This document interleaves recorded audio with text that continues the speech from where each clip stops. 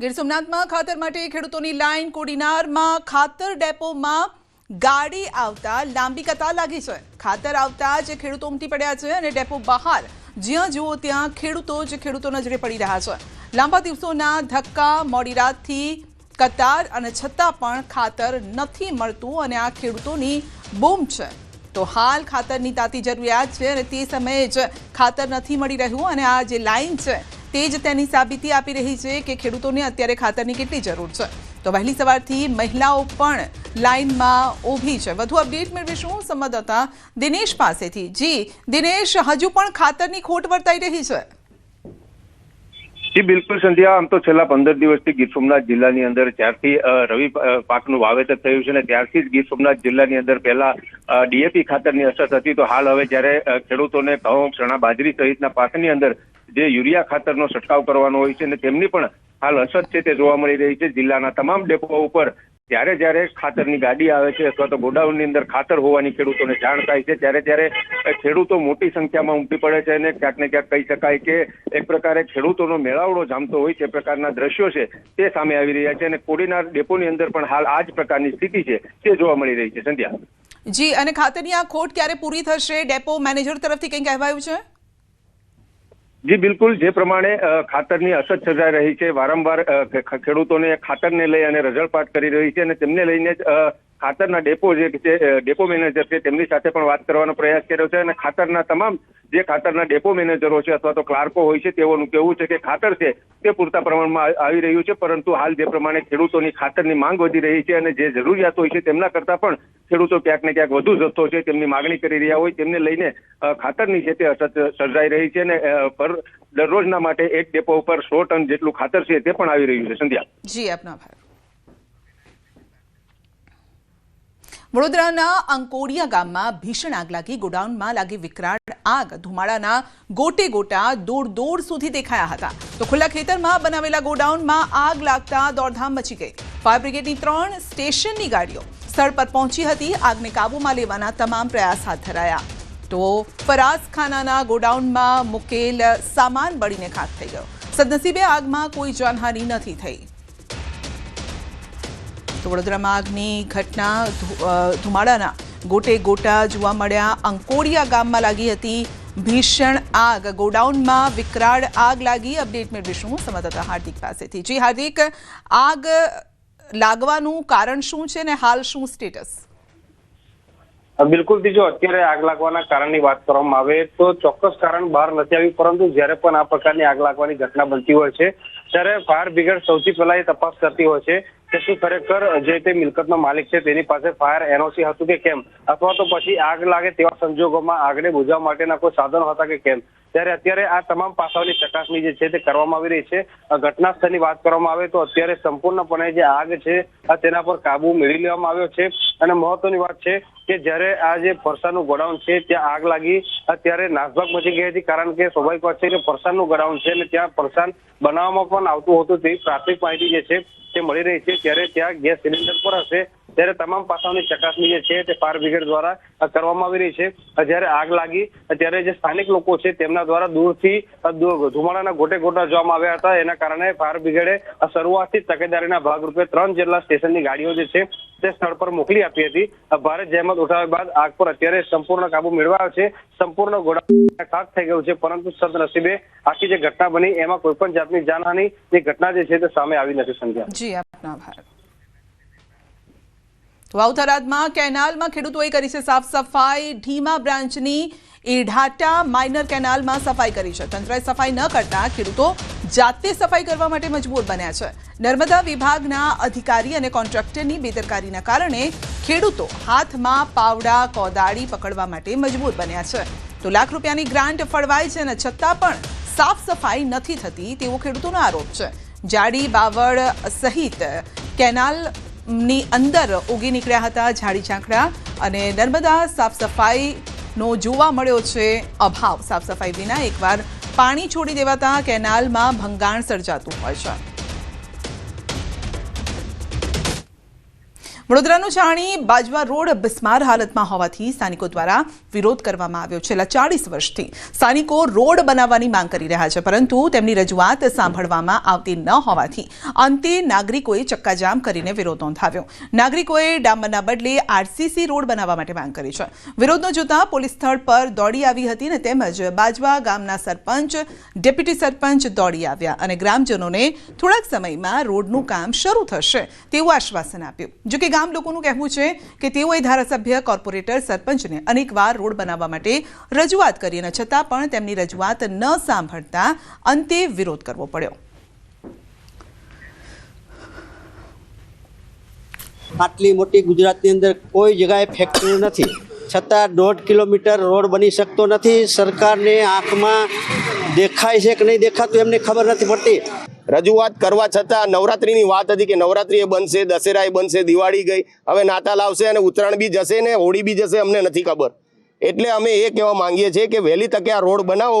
જો ન કરે નારાયણને કોઈ નાનો મોટો આકસ્મિક પ્રશ્ન થઈ ગયો, કોઈ છોકરાને જાનાની કે કોઈ બુજુર્ગ કે કોઈ બી અમે કામ પર જનારા દરેક વ્યક્તિ લગભગ બધા લેબર માણસો છે, બરાબર છે. કોઈને કંઈ થઈ ગયું તો એના માટે કોણ જવાબદારી લેશે? અમદાવાદનો સુભાષ બ્રિજ બંધ કર્યા બાદ સમસ્યા વાડજમાં ટ્રાફિક જામની સમસ્યા સર્જાઈ છે. સમીક્ષા કરવા પોલીસ કમિશનર વાડજ પહોંચ્યા. ટ્રાફિકનું નિરાકરણ કેવી રીતે લાવી શકાય તે અંગે જરૂરી સૂચન પણ આપ્યા છે. સુભાષ બ્રિજ બંધ કરતા વાડજ સર્કલ ટ્રાફિક જામના દ્રશ્યો જોવા મળ્યા.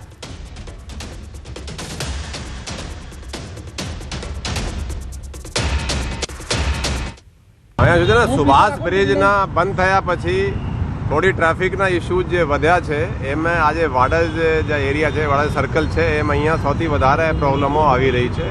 એટલે હું આજે જાતે આવ્યા છીએ કે શું પ્રોબ્લમ છે. અહીંયા એક બ્રિજની કન્સ્ટ્રક્શન ચાલુ છે, પણ આજે મ્યુનિસિપલ કોર્પોરેશનના પણ જે અધિકારીઓ હાજર છે એને સૂચના અમને અપાઈ ગઈ છે કે જે થોડા રેસ્ટ્રિક્શન રાખ્યા છે એ વિધિન 24 અવર્સ એ હટાડી દેશે, એટલે થોડું પહોળો થઈ જશે. અહીંયાથી પણ ટ્રાફિક હલકો થશે અને અહીંયા વચ્ચે જે રાખ્યા છે લોકો બેરિકેડ એ પણ એને હટાડશે. તો બ્રિજ બંધ કરાતા ટ્રાફિક જામ. સુભાષ બ્રિજ બંધ કરવામાં આવતા ટ્રાફિકની સમસ્યા. વાડજ વિસ્તારમાં સર્જાયો ટ્રાફિક જામ. વૈકલ્પિક માર્ગ તરીકે દધીચી બ્રિજનો ઉપયોગ કરતા ટ્રાફિક જામ. વાડજમાં બ્રિજનું કામ પણ ચાલતું હોવાના કારણે વાહન ચાલકો પરેશાન છે. બ્રિજનું સમારકામ ઝડપથી થાય તેવી વાહન ચાલકોની માંગ છે. અમદાવાદનો સુભાષ બ્રિજ બંધ થતા ટ્રાફિક જામની સમસ્યાથી પરેશાન જનતા છે. આપ મારી પાછળ જુઓ તો અહીં જે પ્રકારે ડાયવર્ઝન આપવામાં આવ્યું છે તે ડાયવર્ઝનને કારણે અનેક લોકો પરેશાન થતા જોવા મળી રહ્યા છે. એક તરફ રોડ રસ્તા ખોદી કાઢવામાં આવ્યા છે, બીજી બાજુ ટ્રાફિકની સમસ્યાથી લોકો પરેશાન થતા જોવા મળી રહ્યા છે. સૌથી મહત્વની વાત છે કે પિકઅપ અવરની અંદર સૌથી વધારે લોકો છે એની પસાર થતા હોય છે. એવામાં સુભાષ બ્રિજ બંધ થઈ જતા ખાસ કરીને જે ડાયવર્ઝન આપવામાં આવ્યું તેમાં દધીજી બ્રિજ પાસે આ ડાયવર્ઝન છે તે આપવામાં આવ્યું છે. તેને કારણે સતત જે ટ્રાફિક છે તે વધી રહ્યો છે. તમે બપોરે 12 વાગે આવશો કે 4 વાગે આવશો કે પછી સાંજના 7 વાગે આવશો, અહીં ટ્રાફિક જામની સમસ્યાથી પરેશાન જનતા છે. એક તરફ કામ ચાલી રહ્યું છે જે વખતો વખત ખાસ કરીને ચાલી રહ્યું હતું. કોઈ પણ પ્રકારનું કહી શકાય કે પ્લાનિંગ ન હોય તેવું લાગી રહ્યું છે, કારણ કે જે પ્રકારે બ્રિજ બનાવવામાં આવ્યો હતો, ડાયવર્ઝન છે અહીંથી આપી દેવામાં આવ્યું હતું, એટલે ઓલરેડી જે જગ્યા ઉપર ખાસ કરીને કામ ચાલી રહ્યું છે કોર્પોરેશન દ્વારા, તે જ જગ્યા ઉપર જ્યારે ડાયવર્ઝન આપવામાં આવ્યું ત્યારે સૌથી વધારે પરેશાન લોકો થતા જોવા મળી રહ્યા છે. કેમેરા પર્સન ખેંગા રાઠોડ સાથે દીપિકા કુમાર, ન્યૂઝ 18 ગુજરાતી, અમદાવાદ. વાવ-થરાદ જિલ્લાના મુખ્ય મથક થરાદમાં પણ યુરિયા ખાતર માટે લાંબી લાઈન છે. વહેલી સવારથી ખેડૂતો ખાતર માટે કતાર લગાવીને ઊભા છે અને છતાં પણ તેમને પૂરતું યુરિયા ખાતર ન મળતા ખેડૂતો મુશ્કેલીમાં છે. હાલ ખેડૂતો માટે પાક બચાવવો મુશ્કેલ થઈ જશે, કારણ કે જો આ ખાતર ન મળે તો રવિ પાક પર સંકટ તોડાશે. તાત્કાલિક ખાતરનો જથ્થો સરકાર દ્વારા પૂરો પાડવામાં આવે તેવી ખેડૂતોની માંગ છે. અમારે 2 મહિનાની ખાતરની તંગી છે, ખૂબ બેઠું પડે ખૂબ આવે, પછી એમાં ધોન થતો નથી કચવી. અને કોઈ બીજા બધા શેઠ આવીને ઊભા અને પૂછ્યા તરસ્યા ઊભા હતા 2 મહિનેથી.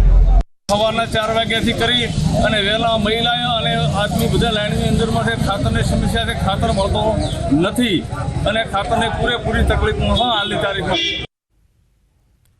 સુરતના વરાછામાં મોબાઈલ ચોરને મેથી પાક ચખાડવામાં આવ્યો છે. મહિલાએ જાહેરમાં માર માર્યો. મહિલાનો મોબાઈલ ચોરી યુવાન ભાગી રહ્યો હતો. સ્થાનિક લોકોએ મોબાઈલમાં વિડીયો બનાવ્યો અને હાલ વિડીયો સોશિયલ મીડિયામાં વાયરલ થઈ રહ્યો છે.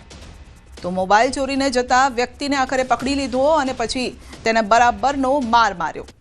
તો મહિલાનો મોબાઈલ ચોરીને યુવાન ભાગવા જતો હતો, પરંતુ આખરે પકડાઈ ગયો.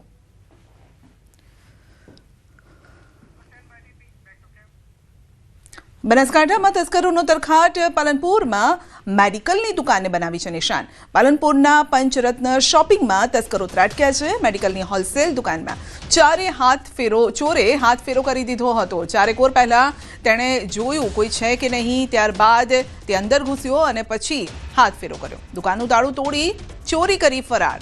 તો ચોરી કરવા આવેલો શખ્સ દુકાનમાં લાગેલા સીસીટીવીમાં પણ કેદ થયો છે.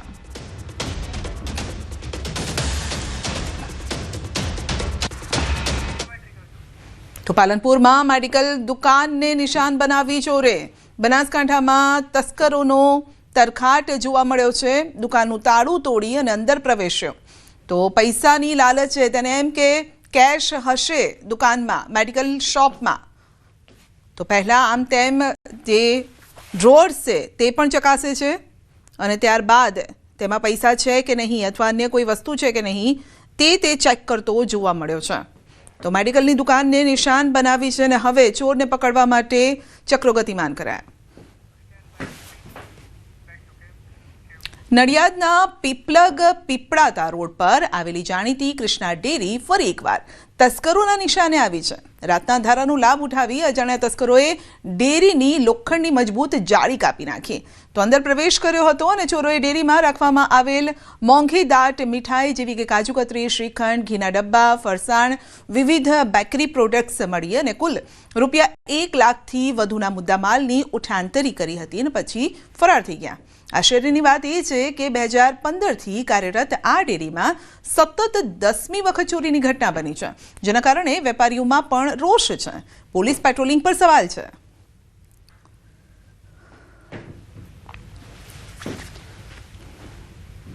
અમારી ડેરી 2015માં મેં ઓપન કરી હતી. આ 2025 ચાલે છે.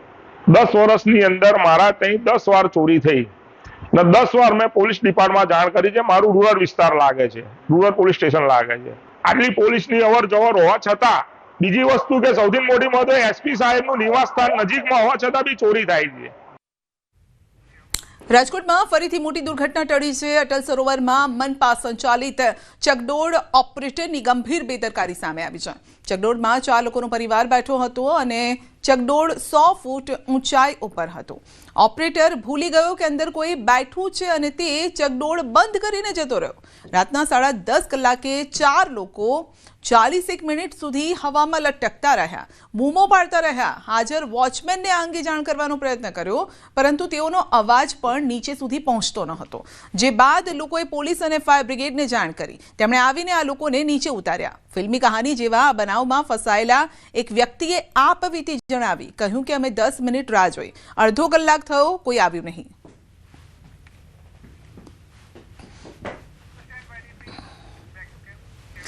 ગુજરાત માધ્યમિક અને ઉચ્ચતર માધ્યમિક શિક્ષણ બોર્ડે ધોરણ 10 અને 12 સાયન્સ તેમજ સામાન્ય પ્રવાહના ફોર્મ ભરવાની અંતિમ તારીખમાં 4 દિવસનો વધારો કર્યો છે. હવે વિદ્યાર્થીઓ 10 ડિસેમ્બર સુધી લેટ ફી વગર ઓનલાઈન ફોર્મ ભરી શકશે. તે બાદ 11થી 22 ડિસેમ્બર સુધી લેટ ફી સાથે ફોર્મ સ્વીકારવામાં આવશે. તો શિક્ષણ બોર્ડે વિદ્યાર્થીઓના હિતમાં તારીખ લંબાવવાનો નિર્ણય કર્યો છે. બુલેટિનમાં અત્યારે બસ આટલું જ. રજા આપશો. નમસ્કાર.